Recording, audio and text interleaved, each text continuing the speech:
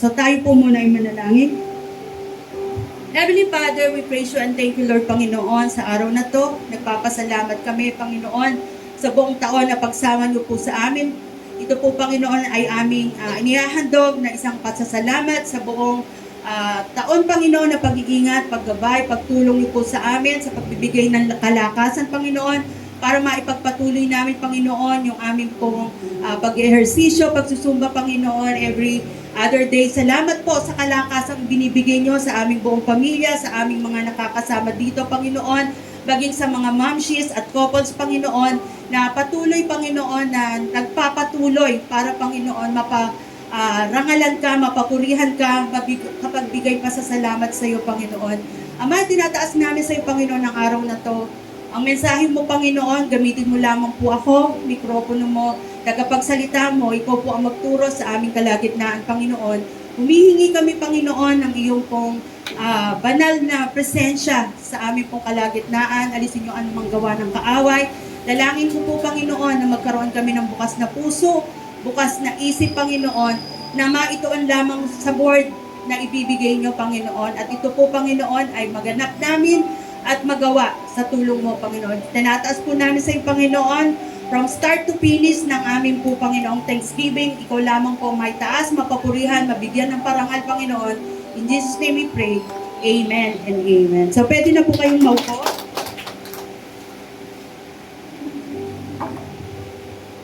So, ngayon po, kikita po natin sa mga ayon daw po sa mga survey, marami daw po sa mga Pilipino ngayon ang obese, even po sa mga kabataan, di po ba?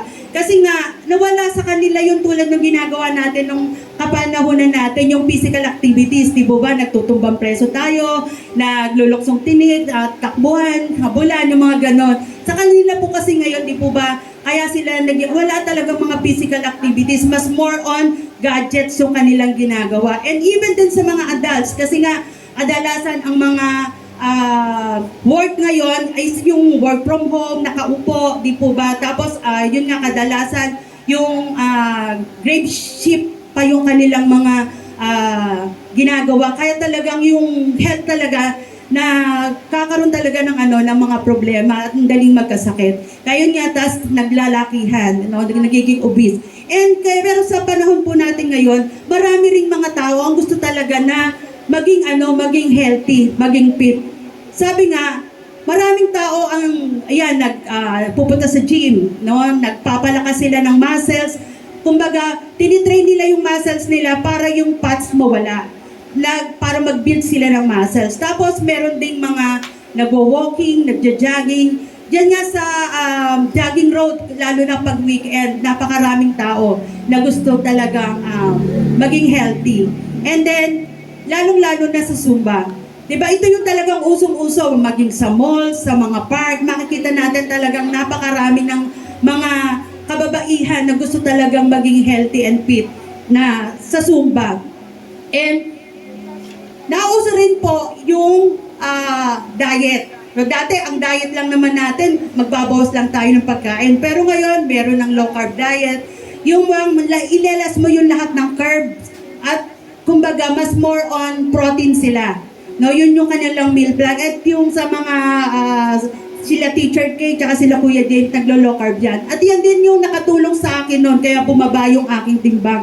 From 61.70, naging 56 na lang ako noon dahil dyan. Talagang no rice ako, nag-less ng sugar, at within 3 months talagang from, nag-less ako ng 7 point something percent na weight ko. At ang laking bagay ng low carb. And then, nauso din yung keto diet, na kung saan, mas more on fats sila. No, 75% yung fats nila, 20% lang yung protein, and 5% carbs. And may naririnig nga akong testimony na sabi nila, kahit daw kumain ka ng napakaraming taba, basta wag mong sasamahan ng carbohydrates, healthy pa rin. No, ganun sila kahit ng mga chicharon, kumakain sila ng mga taba ng baboy, pero walang carbs. Hindi talaga sila magkakanin. And then, nauso din yung Mediterranean diet. Ito naman is more on plant-based. No, more on vegetable, fruits, and legumes, mga ganun yung kinakain nila. At konting-konti lang yung meat. Next naman, ito yung intermittent fasting. So, ito naman, hindi siya diet. Kumbaga, dito lang inaayos kung kailan ka kakain. So, meron dito na fasting window, no, kung saan may oras na hindi ka kakain. Yung eating window naman, ito naman yung oras na pwede ka naman kumain. For example, yung 8 method nila, ito yung 16 hours fasting. 8 hours ka na nakakain. Tapos, example po nito, halimbawa, 8 p.m. ka kumain, yun yung huling mong kain. Ang susunod na kain mo na is alas 12 na ng tanghali. So, wala kang almusal. Pero, sabi nga, kailangan mag-drink ka ng maraming tubig. Pwedeng coffee, pero no sugar or cream. Yung ganun po. Tapos, ang kasunod na nun is 4 p.m. na pagkatapos ng 12. Sa 12, pwede ka na kumain ng kahit na ano. Tapos next one is 4 p.m. Tapos 8 p.m. uli. Last na yon, no? Ang kasunod nun is 12, alas 12 na naman ang susunod ng pagkain. Ganun naman ang intermittent fasting. So, makikita po natin dito, lahat ng yan ginagawa, no? Para lumakas at ang ating katawan, di po ba? Tama naman yun kasi nga, di ba, gusto natin lahat humaba yung ating buhay. Tama po ba? So, gusto natin lahat lumakas. Pero sabi nga dun sa verse na pinagbasihan po natin, di po ba, sabi doon, being physically fit is good, but only temporary. Doon sa text na binasa natin, sinasabi po doon, physical exercise profits a little. Ibig sabihin, may benepisyo siya, pero temporary. No? Ang makikita lang po natin doon sa key ideas na nakalagay po dyan, yung exercise, yung mga healthy habits, yung kanilang pagkain, pagtulog ng maaga, lahat ng yon yung pag-aalaga natin sa ating katawan, importante siya. At pinapatunayan naman siya ng Biblia, di po ba, doon sa binasa natin. But sabi dito, and the body is the temple of God and it must be cared for. Yung pong body natin, regalo lang po iyan ng Diyos sa atin. Ipinahiram sa atin. So, dapat po talaga nating ingatan kasi hindi po yan sa atin. And sabi rin po dito, but physical fitness is temporary. Bakit po siya temporary? Kasi yung lakas, nagpe-fade yan. Di po ba pag tumanda tayo, ngayon bata tayo, lahat kaya natin. Pero pag dumating yung time na may edad na tayo, marami na tayong hindi kayang buhatin, marami na tayong hindi kayang gawin. And then sabi rin, beauty changes.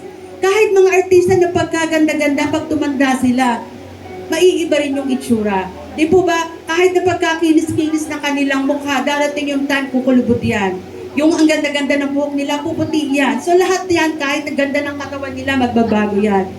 And ang pinaka-importante, dito po sinasabi dun sa huli, and life on earth does not last forever.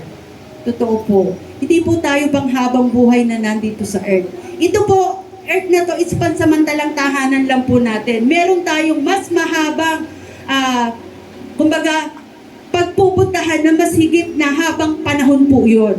Na po. And, ito po ay pinapatunayan din at sinasabi po sa Biblia. Nasabi po sa James 4:14, ang buhay ninyo ay parang usok lamang. Sandaling lumilitaw at agad nawawala. Totoo po. Di po ba? Minsan, masasabi natin, kahapon lang kausap ko yun eh. Pero ngayon, wala na. Kahapon lang healthy nun, ang lakas-lakas niya eh. Pero bakit nabalitaan ko, wala na siya. So, ganun po kaiksi yung buhay natin. Hindi po talaga natin alam kung kailan. Ang sabi rin po sa Psalm 90:10, ang buhay namin ay hanggang 70 taon. So, 70 years old daw po. Yan po yung sinasabi ng Biblia. Noong po kasing unang panahon, yung panahon po nila, Adan at Eva, umaabot ng 900 plus years ang mga tao. Pero dahil po sa katigasan ng ulo ng mga tao, iniksian na po ng Panginoon. Yan nga po yung sinasabi niya, ang is 70 years old or 80 years old kapag ka malakas ka. And even mayroon pong umaabot ng 100 plus, di po ba? Bonus na po yun. Pero ang tandaan po natin, makikita po natin na life is short. Sabi nga po, sabi po dito, your life is made of 2 dates and a dust. Yung dates po na yon is yung date of your birth and date of your death. Saan po makikita yon? Doon po sa puntod natin, doon po sa lapida. Yung pong dash na binilugan ko po, ito po ang katotohanan. Ito po yung life nyo here on earth. Ganun lang po kaiksi. Pero ang sinasabi po, dun sa maiksing buhay po natin na yun, dapat po, mapulfilled natin. Sabi nga, make the most of the dash. Hindi po yung lahat, kailangan ma-enjoy mo, lahat ay makuha mo, pero hindi. Magiging makabuluhan lamang po yung buhay na yan, yung most of the dash na yan, kung mapupulfill mo po yung purpose ng Diyos sa buhay mo.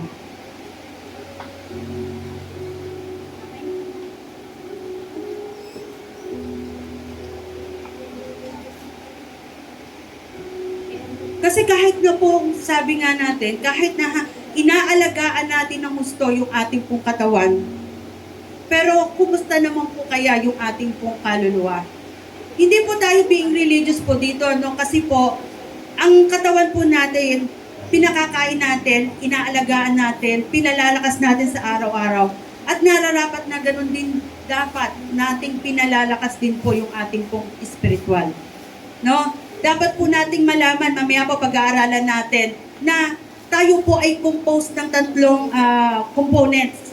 Meron po tayong body, may soul, and spirit. Pero sabi nga po, kahit anong pag-aalaga at pag-iingat at pagdidisiplina natin po sa ating katawan, darating po talaga yung time na tatanda po tayo. Ano na po yun? Isang ano na po sa atin na manghihina pa rin tayo.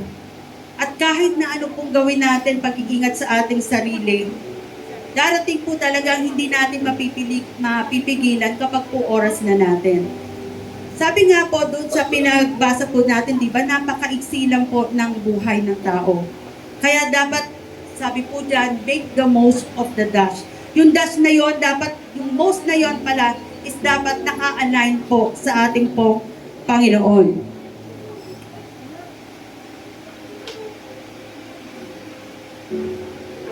Second po, points na kailangan nating unawain, sabi po dito, spiritual fitness has eternal value.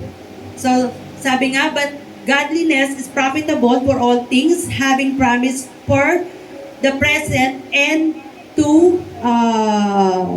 come. No?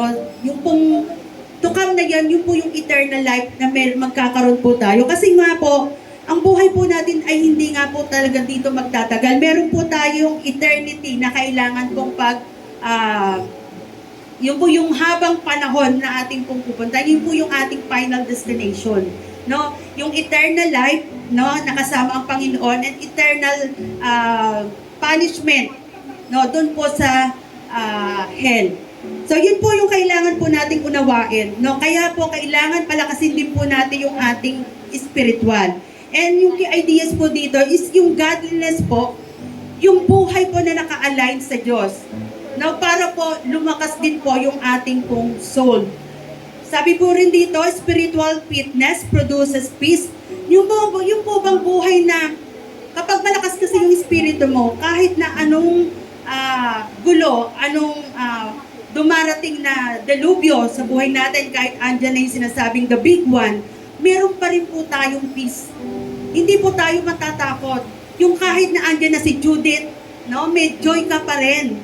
No, yung bang kahit na andyan na yung mga bayaran pero wala kang pambayad, pero andun pa rin yung peace mo, andun pa rin yung joy mo, andun pa rin yung hope mo. Kahit na wala na yung lahat sa'yo. At yun na makikita natin dito, mababago yung character mo at magkakaroon ka ng direction. And sabi pa rin po dito, it benefits us now. Ibig sabihin, ngayon pa lang, mararanasan na natin yon, yung inner peace, no, yung purpose and strength. No, yung bang kahit na nasa pinakamababang punto ka na ng buhay mo, ang lakas-lakas mo pa rin kasi ang lakas ng espiritu mo. At yun nga, hindi lang dito yun. Sinasabi dito, forever. At yun lang may forever, yung eternal life. Ang pagpapalakas daw po ng espiritu is parang yung pagpapalakas po ng ating muscles. Only grow with consistent training. Dapat po tuloy-tuloy. Kung ginagawa natin to yung ating pagsusumbat palagi, di po ba, MWF yun, kung tuloy-tuloy, lumalakas tayo. Ganon din daw po yung faith natin. It grows through spiritual discipline. At makukuha lamang po natin yun kapag po tayo ay magbabasa po ng Biblia. So yung mga wala pong Biblia dito, i-approach nyo lang po ako, magbibigay po kami ng Biblia. Pero kahit po anong basa nyo po sa Biblia, kung wala patnubay ng banal na spirito, para lang po kayong nagbasa ng comics. Meron nga po nagsabi sa akin, 2 times na daw po niyang nabasa ng buo ang Biblia. Pero kumusta ka ako? Ewan ko, di ko naman naintindihan eh. Hindi po talaga hanggat wala ang banal na spirito sa iyo, hindi mo po mauunawaan. At ang pagbabasa po ng Biblia, pinaka the best po, yung may nag-guide po sa iyo. Kaya po napakaganda ng mga Bible study at makikinig ng mga sermon. Kasi nga po, doon po mauunawaan nyo kung ano po ba ang ibig sabihin. Kasi sa totoo lang po, malalim ang itinutukoy po sa Biblia.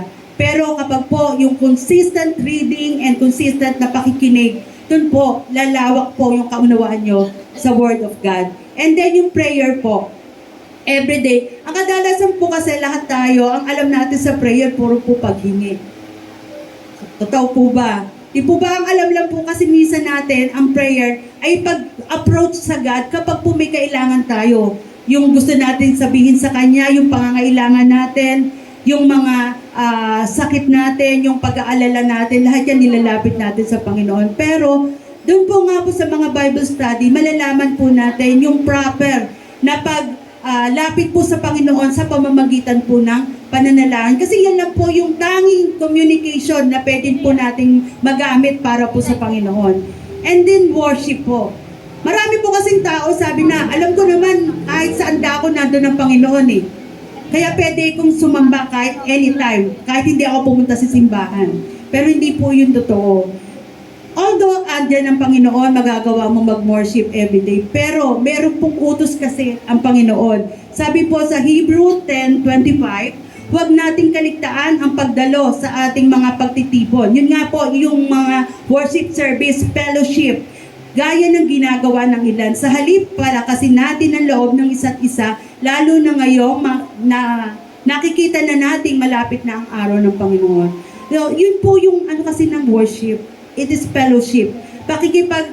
Mabutihan po sa mga kapwa believers. No, doon po tayo nagpapalakasan kapag mayroong tayong kapatiran na mahina, tayo po ang magpapalakas doon. At yun po ang ginagagawa ng worship. And then, obedience. So, wala pong sa yung lahat ng mga ginagawa natin, yung pagbabasa natin ng word, kung hindi rin naman po tayo susunod. Kasi andun po lahat yung inuutos at mga instruction po ng Panginoon. Kumbaga, yung word po, ito po yung manual ng buhay natin. Kumbaga, ang Diyos kasi ang naglikha sa atin. Kumbaga, kung titingnan natin yung mga appliances, merong naglikha dyan. Kaya bawat appliances makikita na may manual kung paano siya tatakbo ng maayos. At kapag merong sira, nandun din kung paano siya i-fix. Ganun po ang Biblia. Dahil ang Panginoon ang lumikha sa atin, nasa Biblia rin yung manual kung paano tayo mabubuhay ng maayos. And sabi po rito, a weak soul is like an untrained body. Sabi nga yung mahina daw po na kaluluwa, spirit natin, ay madali po siyang mapagod. Madali siyang sumuko, madaling ma-discourage kapag po yung spiritual natin hindi rin po fit. No, kaya talagang kailangan po talaga natin lumakas para po sa Panginoon at dapat po hindi lang physically but spiritually.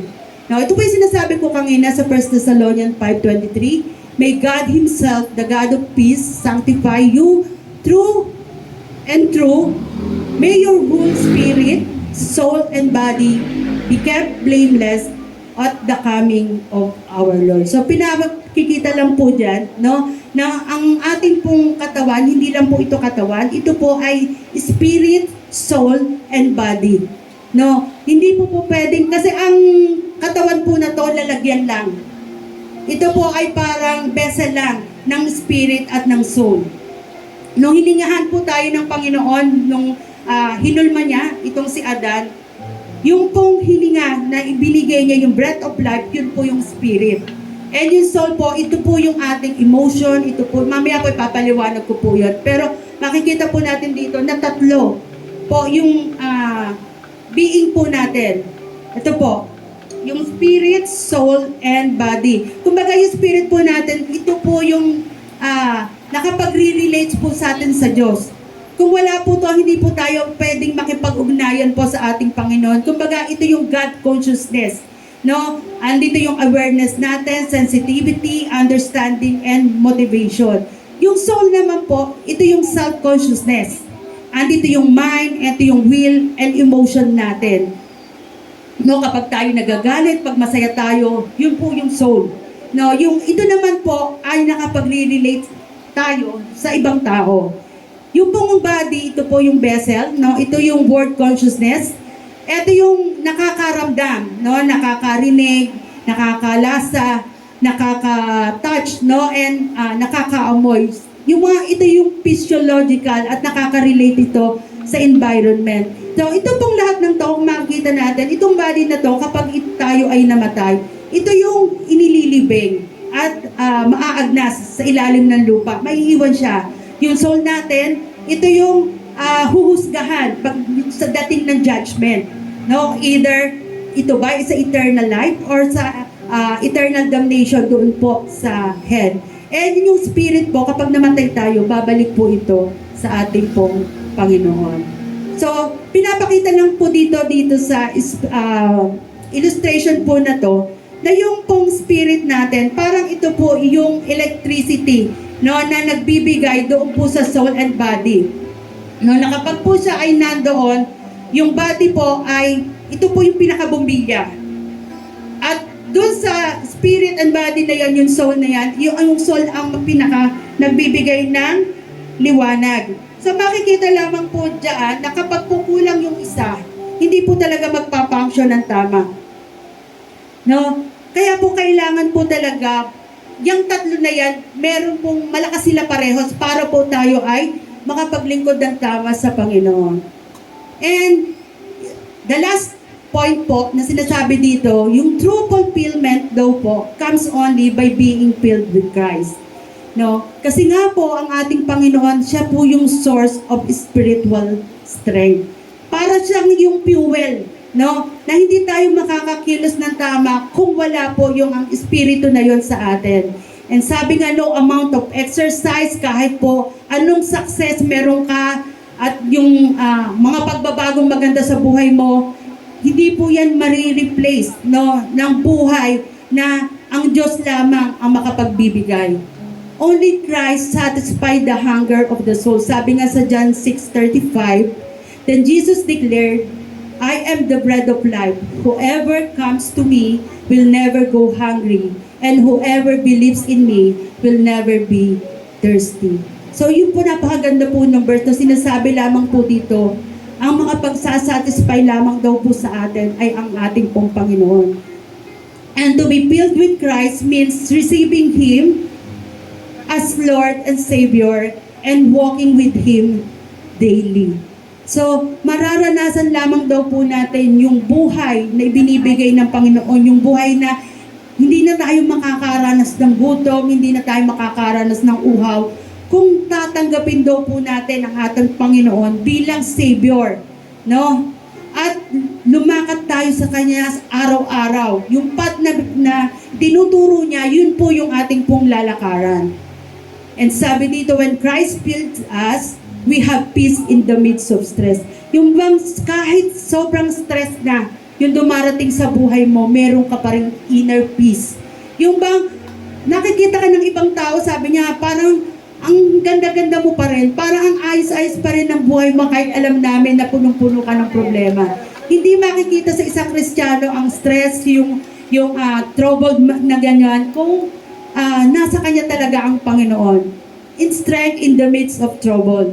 No, kahit na siguro nagkakagulo na ang buong paligid mo, ikaw andun pa rin, malakas ka pa rin. And yung hope in the midst of loss, yung kahit ba mawala na yung lahat sa'yo, mawala yung kayamanan, mawala yung anumang bagay na nasa iyo, pero andyan ka pa rin. Meron ka pa rin peace, meron ka pa rin hope, meron ka pa rin strength.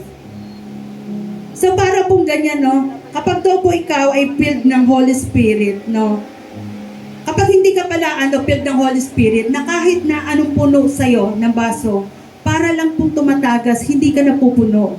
Hindi ka nasasatisfy. And then sabi nga, Pero pag na kay Kristo ka, para kang non-stop fountain yung tubig na patuloy na nagre-refresh sa'yo. And then sabi nga, para din po pagkawala ka sa ating Panginoon, para kang cellphone na lobat. No, na parang ang buhay mo, hindi na makakilos, wala ka nang magawa dahil nga po lobat ka. Pero kapag ka-connected ka sa Panginoon, full charge ka. Nang para bang wala ka nang kakailanganin pa. And then sabi nga, dahil po ang dahilan po kasi ng lahat ng yun, there's a God-shaped hole in our hearts that can only be filled with Jesus. Na kahit anong success, kahit anong yaman mo na, kahit anong magagandang bagay na nasa iyo, hindi ka pa rin mapupulfill. Kasi yung space na yan, ang Panginoon lamang ang makapagpupuno. Bakit nga ba maraming tao na successful na, ang yayaman na, pero nagagawa pa rin magpakamatay dahil sa lungkot, dahil sa depression, dahil sa mga ganung bagay? Kasi nga, merong kulang sa kanila. Ang Panginoon yun. At ang Panginoon lamang po ang makapagbibigay sa atin ng ganung satisfaction na para bang wala na tayong hahanapin pa. Sabi nga po sa John 10:10, ito po kasi ang nais ng Panginoon na maranasan ng bawat isa po sa atin. Sabi niya, dumating ako upang sila'y magkaroon ng buhay at magkaroon nito ng may kasaganaan. Yun po ang nais ng Panginoon sa bawat isa sa atin. Kasaganaan na ibig sabihin, ganap. Yung parang wala ka ng kakailanganin pa. Na yung fulfilled ka na, kahit na ano man ang mangyari sa buhay mo, hindi ka na matitinag. Ganun po ang nais ng ating po Panginoon. Na maranasan po, yung dito pa lang sa buhay natin na to, maranasan na natin yung buhay na ganap na nais niya pong ibigay po sa bawat isa po sa atin. At makukuha lamang po iyon, sabi nga po, magkakaroon lamang po tayo noon dahil sinasabi po na ang ating Panginoong Hesus lamang po ang makapagbibigay. Yan sabi po niya, ako ang daan, ang katotohanan at ang buhay, walang makakapunta sa Ama kundi sa pamamagitan ko. No? Sa lahat po ng ating gagawin, kahit na sobrang bait natin, wala tayong ginagawang masama sa kapwa, wala tayong inaagrabyado, nagbibigay tayo sa kapwa, lahat po ng yon hindi makapagbibigay ng daan sa atin papuntang sa langit. Kundi ang tatanggapin lamang po natin ang ating Panginoong Hesus sa buhay natin. Yun lamang po ang magiging daan. No? Siya lamang po at wala nang iba. So, kung ang buhay po natin ay sabi nga 80, kung po ito ay paghahati-hatiin po natin into quarters, di po ba, yung first quarter nito ay yung 20 years old na buhay, na kumbaga ito yung buhay na mga nag-aaral, mas maayos yung buhay. Pero sabi nga, pagkatapos nun, yung namang kasunod na quarter, ito na yung mga 40s. Ito yung may asawa ka na, may mga career ka na, may maayos na yung buhay mo. And then, pagdating ng 60s, ito na, yun ang mga nararamdaman mo na, marami ng masakit sa'yo, marami ng mga bagay na mahina na, at sabi nga, doon sa mga bagay na yun, yung lalo na yung pa-80s na, yung 70s to 80s na, ay makikita po natin doon, maiksi po yung buhay. Isang quarter na po ba tayo ng buhay na doon ngayon? No? Sinasabi lamang po dito,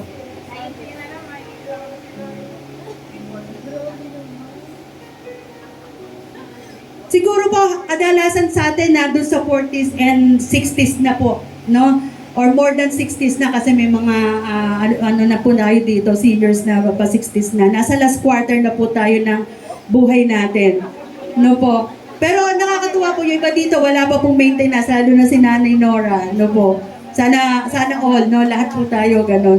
Pero sinasabi lamang po dito, ang tanong po sa atin, saang quarter ka ngayon ng buhay mo nandoon? Sa first, second, third, and fourth. So ako po, malapit nang mag-senior, no? 2 years na lang, mag-senior na rin po ako. No? Pero pa fourth quarter na rin po ako. Pero sinasabi lamang po dito, hindi po aksidente na narinig niyo po yung mensahe na to. Dahil po ang Diyos ay kumikilos ngayon sa puso mo, sa isip mo, sa buhay mo. at nais niyang gawin ang kanyang kalooban sa iyong buhay. Sabi nga, huwag kang mabuhay para lang sa iyong sarili, lalo na tayong mga may edad na. Ilaan na po natin yung buhay na yung natitirang buhay natin na to, maipaglingkod po natin, magawa po natin yung God's purpose po sa buhay natin. At makikita mo kung gaano ka-meaningful ang buhay na binigay po ng Diyos sa iyo. Sabi nga, kung tatanggapin natin siya sa ating puso, hindi lang po katawan ang magiging masigla, kundi po pati na rin po ang ating kaluluwa. So sa ating pong pagtatapos, nais ko lamang po anyayahan yung nais po na kung sino man po dito yung gustong maranasan yung kapayapaan at bagong lakas na galing po sa ating Panginoon, pwede kitang samahan sa isang simpleng panalangin. Pwede po ba tumayo tayo saglit? Lahat po ng nagnanais na lumapit po sa ating pong Panginoon at gawin siyang Panginoon at tagapagligtas at magkaroon po ng buhay na kasama po ang ating Panginoon, yung makaranas ng abundant life sa pamamagitan po ng Panginoon. Sabayan niyo lamang po ako sa pananalangin. Panginoong Jesus, salamat po sa pagmamahal ninyo. Inaamin kong ako'y nagkasala at kailangan kita. Patawarin mo ako, Panginoon, at pumasok ka sa puso ko bilang aking Panginoon at tagapagligtas. Tulungan mo akong mabuhay ng may kabanalan at tunay na kalusugan sa loob at labas. Pumasok ka po, Panginoon, na ayayahan kita sa aking pong buhay, Panginoon. Pangunahan niyo po ako sa lahat po ng aking gagawin. At nawa mula ngayon, Panginoon, ikaw na po ang magpatakbo ng buhay ko. Ito po ang aking dalangin, Panginoon, sa banal na pangalan mo. In Jesus' name we pray. Amen and amen. So, magnanalangin lang po ako para po sa ating pong pagtatapos. Hallelujah, Lord. Hallelujah, Holy Spirit. We praise you and thank you, Lord, Panginoon, sa message mo na ibinigay po sa amin. Alam ko po, Panginoon, may tinatch ka na puso sa araw na to. Ikaw po ang manguna na sa buhay niya, Panginoon, mula ngayon. Pangunahan mo siya. Maghari ka, Panginoon, at ikaw po ang magbigay sa kanya ng puso, Panginoon, na totoong tumanggap at totoo, Panginoong maglilingkod na mula ngayon sa iyo, Panginoon. Tinataas po namin ang aming gawain mula sa simula hanggang sa matapos to. Lahat lamang po, Panginoon, ay mapapurihan ka. Lahat ng aming gagawin, sabi nga, kung ano man gagawin namin, kakain kami, ano man gagawin namin, ay makapagbigay papuri kami, Panginoon, sa iyo. Kaya lahat po ng ito, tinataas lamang po namin sa iyo. In Jesus' name we pray. Amen and amen. Thank you, Lord.